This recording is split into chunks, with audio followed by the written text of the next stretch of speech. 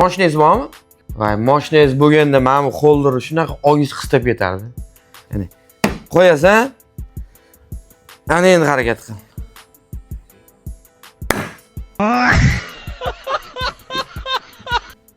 Qolmisizlar, xohlasang ham ko'chirish qiyin narsa.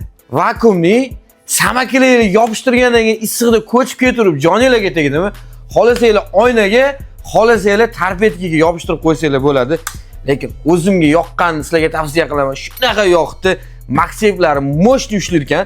Keyin poложениясini ana bundan o'zgartirib, qotirib qo'yaverasizlar. Xullas, umri uzoq narsa. Keyin mana bunisini yechib turib, mana buni qo'yib, furada yuradiganlar uchun ashi zo'r narsa ekan. Qotdi.